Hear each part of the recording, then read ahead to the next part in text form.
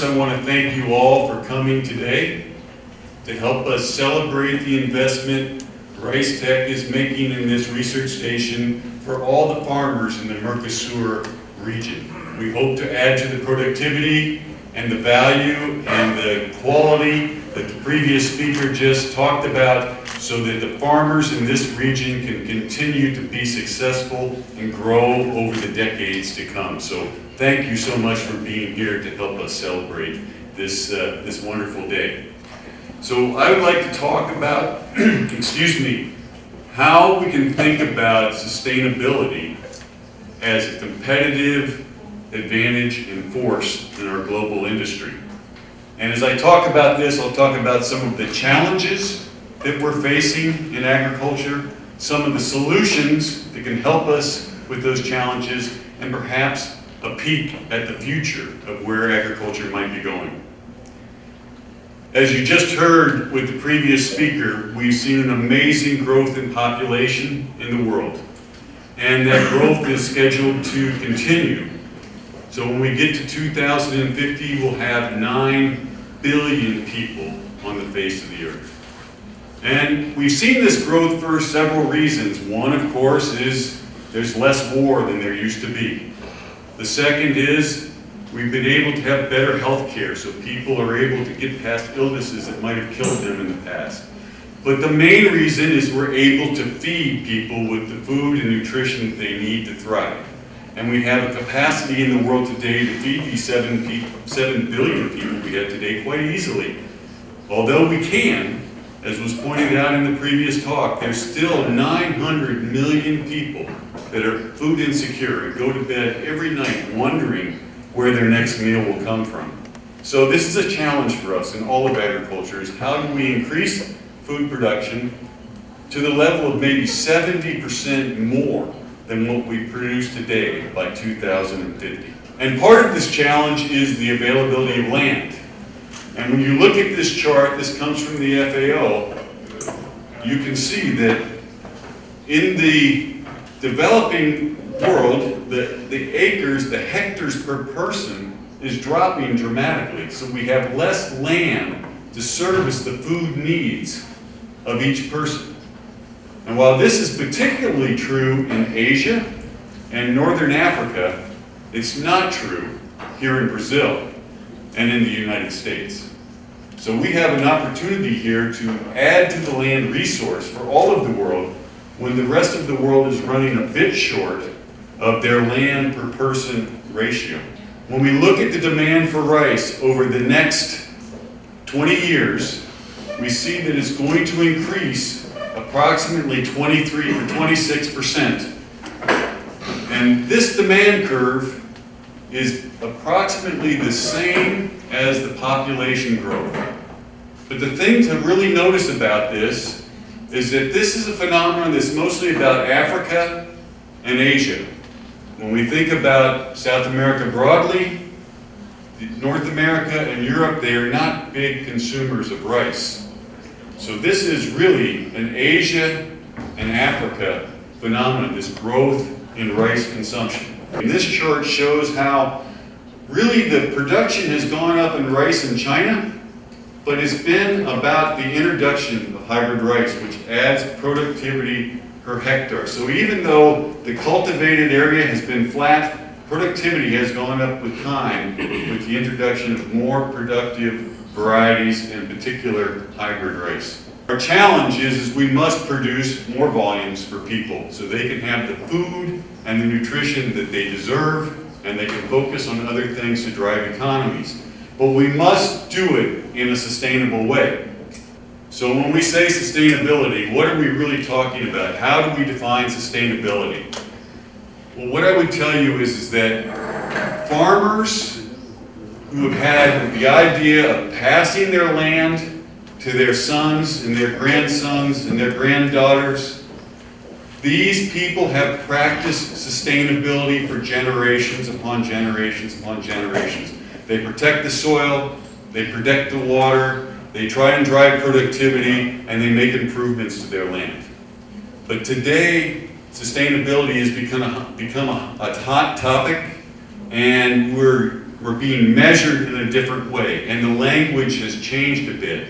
It's more than what we know as sustainability. So let's look at an academic view of sustainability, and this is from the University of Michigan. And there's three different portions of the sustainability picture. One is the environment, the second is the social issues, and then the third is the economic issues. Now, those of us in production agriculture, we tend to focus on the economic issues. But society as a greater whole looks at these others as being very important factors in the view of sustainability. So those of us in agriculture need to take those more into account as we think about our path going forward. So as I said, this is an academic view, but we work with an organization called Field to Market, which is the Keystone Alliance for Sustainable Agriculture. And so to make it a little bit more simple, from my viewpoint, sustainability is about 4 or 5 things. Number one, getting more output for every input. Driving productivity is number one. Number two is being sure we control the amount of pollution that's coming off of our farm, either in the water or in the air. Number three, being sure that the products we produce are safe for consumption and add that nutrition that people expect. And number four is having respect for the people that work for us, our neighbors, and our community. And that brings it all together into a sustainable package. And then the final issue is you must do all of this in a profitable way. Because if you're not profitable, it's not sustainable. Many people today want to equate sustainability and organic. And they see organic as the most sustainable solution. I'm a big proponent of organic. I like organic systems. But what I would say is that sustainability does not equal organic. Organic systems can be sustainable, but so can conventional farming systems. And so we should not confuse the two. It's not the process, it's the outcome. In fact, there is some data that shows that sustainable farming in some ways creates more pollution than traditional farming. So we need to be aware that some advocates would push you to say sustainability is organic, and we as agriculture need to educate the public that they're not the same. So why do we care? Why is sustainability a question? Well, modern customers are demanding more than they did in the past. They're demanding sustainable solutions. Customers want to know where their food comes from. Customers want to know that their food was produced in a way that's friendly for the environment. And consumers will more likely buy things that they think are better for the environment than things that they think are damaging the environment. And because of that, there's a tremendous amount of pressure, particularly in the United States and in Europe, on suppliers of food, all the way through the supply chain, to demonstrate that their practices are sustainable and improving over time. If you look at the website for Walmart or Unilever or many of the other large suppliers, you're going to see sustainable statements. If you go on the European Union website, there are pages and pages that talk about the sustainability programs within the government. Sustainability is a very important piece of how we reach the market in the future. We recently changed our mission statement, and part of it is to be sure that we're focused as a company. You know, RiceTec is a rice company. All we do is rice. We are totally wed to the success of the rice industry, and we think sustainability is part of that future success.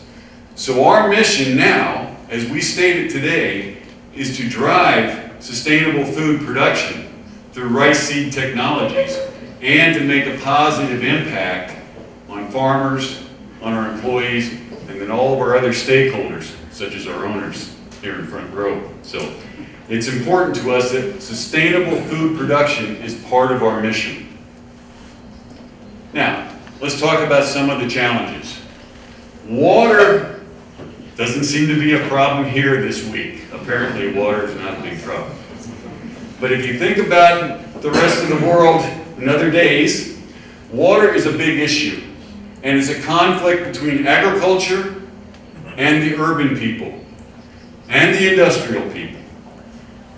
In the US today, 80% of the fresh water use goes into agriculture. And most of it is quite inexpensive to what the industry pays or to what the people in the homes pay. And so there's a constant tension between the urban centers and the agricultural centers of who gets the water and how it's used. And with rice being in a flooded condition, it's totally obvious to people that rice uses a lot of water. In India, there's the state of Punjab.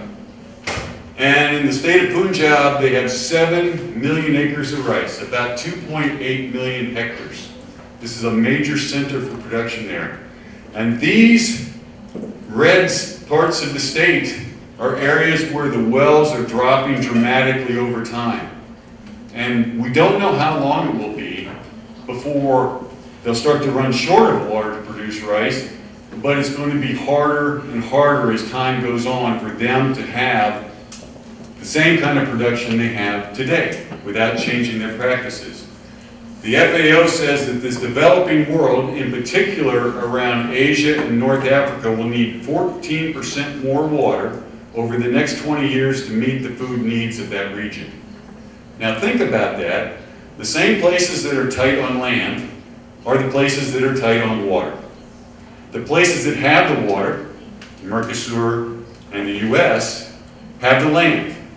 So as the people in Asia, where the demand for rice is going to continue to grow, run short on water and have constrictions on land, perhaps that creates an opportunity for us as suppliers as time goes on. One of the other challenges with us in the rice business and water is that when you compare irrigated corn and irrigated soybeans, this is in inches per acre, compared to irrigated rice, we use twice as much. We use twice as much. So the challenge is, can we adjust our practices and decrease the amount that's needed? Is that part of our sustainable effort?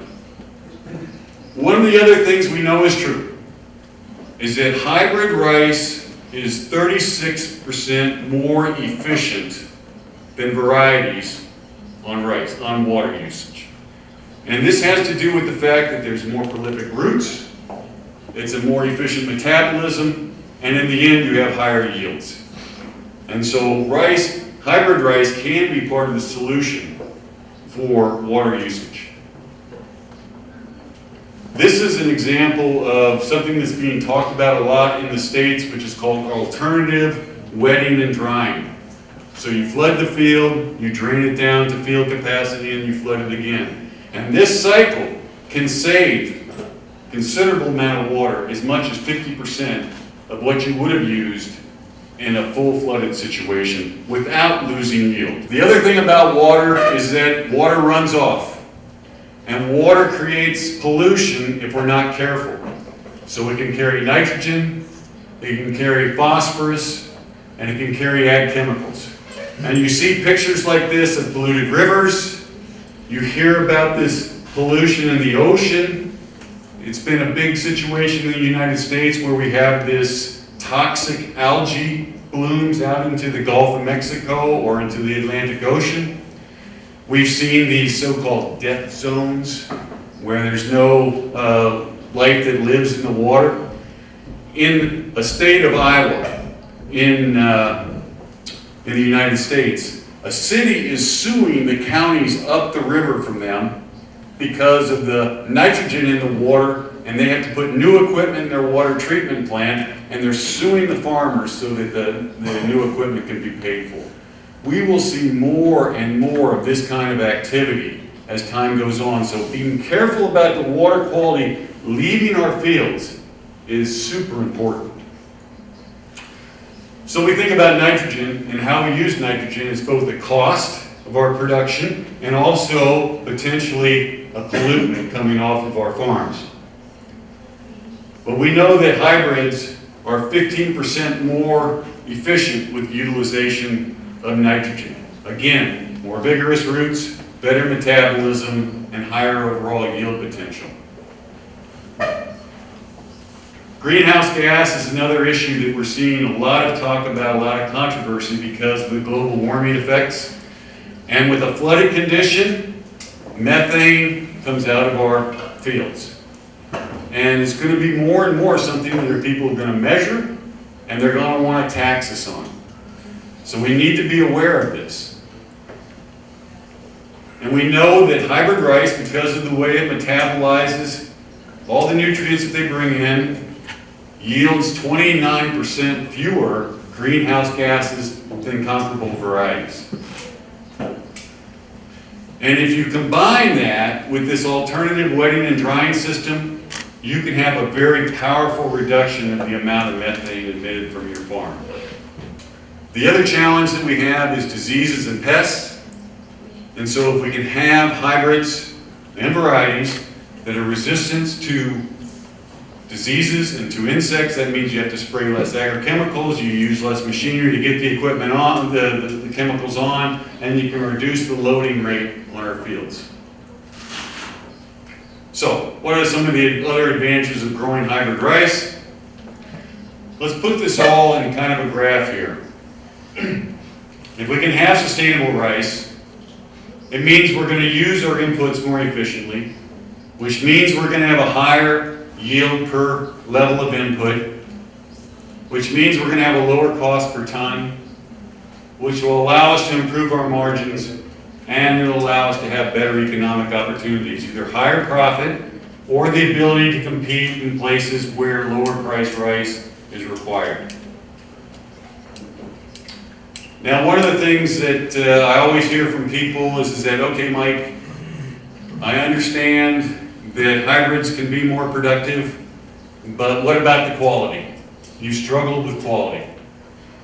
And what I would tell you is, as you saw in the video, we're in an evolution. We're a new company. So we started off focused on tons per hectare. And then we added agronomic traits, standability, grain retention, disease tolerance, herbicide tolerance. And now we're focused on quality. And this quality picture is not in our imagination. This is a real hybrid that's being produced here in Santa Maria. Our station here in Santa Maria will drive the future of the quality breakthroughs in hybrid rice. And so you can look forward to seeing packaged rice coming out of hybrids that looks just like this, with good translucency, just the right length and width, and super cooking quality. This is just a matter of time and evolution, and we're working very strongly in this direction. And what will that allow us to do? I believe that today, rice is more treated like a commodity in most places than like a specialty crop. And we discussed this in the last speech. But in the future, I believe that rice will be an industrialized product. The people in South America, Brazil and Uruguay in particular, do a much better job of this than any place else in the world. In fact, when I go around the world and I talk about rice, I use this market as the model of the way it should be. But understanding the day we plant, where this rice is going, and what the market specifications of the end user are going to be is absolutely critical. And getting that in the right volume, and then being sure it's handled properly, marketed properly, and gets to the consumer in an identified way can add value to the whole supply chain. It takes more coordination of the whole supply chain. But this is the key to the competitive advantage that we can bring. And I think that we'll see life changing in this way, this more industrialization of agriculture as we move forward. So let me just sum it up. Consumers and food companies and retailers are demanding more, and they want sustainable production systems. More and more, this will be the ticket to the game. And if you're not playing in the sustainable world, you're probably not going to capture the value that you want. Define sustainability as a greater output for every input, and make sure that we're having less environmental impact with every output. If we can keep the definition there, then this argument between organic and traditional farming systems will be neutralized. Sustainability equals productivity. So don't think of sustainability as something extra you have to do. Think about sustainability as a way to add productivity to your farming operation. And we believe hybrid rice is a powerful tool to improve the sustainability on your farm. Thank you very much for listening to my talk today.